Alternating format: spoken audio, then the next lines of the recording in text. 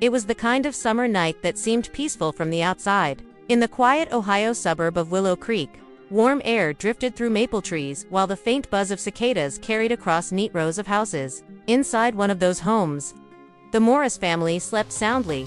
15-year-old Emily Morris had gone to bed after a long evening of texting friends and finishing her art homework. Her headphones still played soft music as she sprawled across her bed, the soft hum of a box fan keeping the heat at bay. Down the hall, her parents, Tom and Rachel, and her younger brother, Noah, were already deep in sleep. The night felt calm-ordinary. But one new member of the family wasn't resting. Bailey, a 3-year-old Beagle adopted from the county shelter just a month earlier, paced the hallway with nervous energy. Normally, Bailey was a sweet and slightly timid dog who loved curling up at Emily's feet. Tonight though, something kept him on edge. He sniffed the air, ears twitching as a low rumble rolled through the house. Not thunder, but something heavier and more ominous. Bailey froze near the staircase. His keen nose caught an unsettling scent of damp wood mixed with a faint metallic tampes. He tilted his head, listening. Somewhere above, in the attic or roof beams, came the faintest creak, a groan of wood under strain. He patted to Emily's door and gave a quiet whine. No response. Bailey scratched lightly at the door. Still nothing. He barked once soft but sharp, then again, louder. Inside the room, Emily stirred and mumbled, half asleep. She thought she'd heard a bark, but pulled the pillow over her head. Bailey's instincts screamed urgency. He jumped, front paws, hitting the door hard enough to nudge it open with a creak.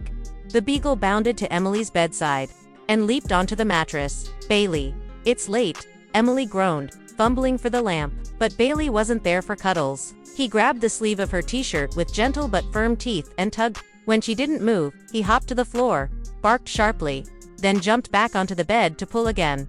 Okay, I'm up, Emily said, finally sitting up. Confusion mixing with annoyance. She swung her legs over the side of the bed. That's when she felt a faint vibration in the floorboards beneath her feet.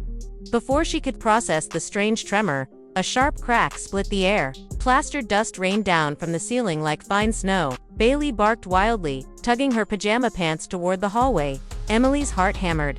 Mom, Dad, she called. But another loud groan from above drowned out her voice. She grabbed her phone and followed Bailey out of the room.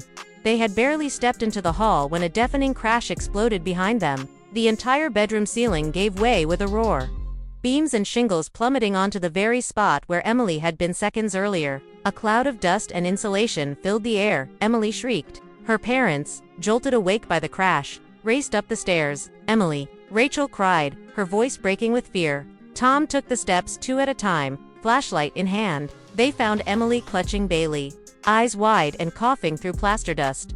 The family stumbled down to the living room as the house groaned again. Outside, neighbors' porch lights flicked on, curious about the noise. Once outside, the reality hit.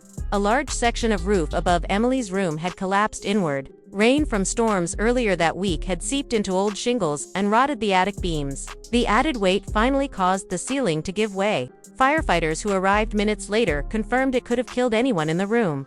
One firefighter shook his head. If she'd stayed in bed another 30 seconds, this would have been a very different night, he said gravely, as emergency crews secured the house. Neighbors gathered, whispering in awe when they heard the story. He's only been with us a month, Tom explained, voice shaking. And somehow he just knew. Emily knelt on the damp grass, hugging Bailey tightly as tears streaked her dusty face. You're my hero, she whispered into his velvety ears. Bailey licked her cheek, tail wagging softly, but his eyes stayed fixed on the house as if still on duty. By dawn, local reporters arrived to cover the incredible rescue. The county animal shelter posted a photo of Bailey online with the caption, "From shelter pup to lifesaver." Messages flooded in from around the country, people amazed by the Beagle's instinct. Donations even poured into the shelter in Bailey's honor. Later that morning, as the family stood amid scattered shingles and broken beams, Emily reflected on how Bailey had come into their lives. She'd begged her parents for a dog for years, but they'd hesitated until they met Bailey during a weekend volunteer visit to the shelter. He just looked at me, Emily recalled, and I knew he was meant to come home with us.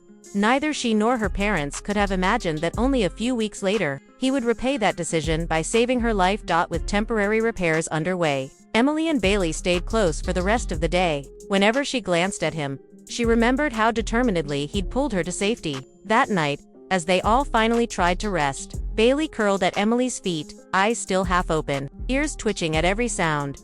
For the Morris family, the collapsed roof was a reminder of life's unpredictability and of the mysterious instincts that live in a loyal dog's heart. Sometimes heroes don't wear capes or uniforms. Sometimes they come with floppy ears, a wagging tail, and the courage to wake you before disaster strikes.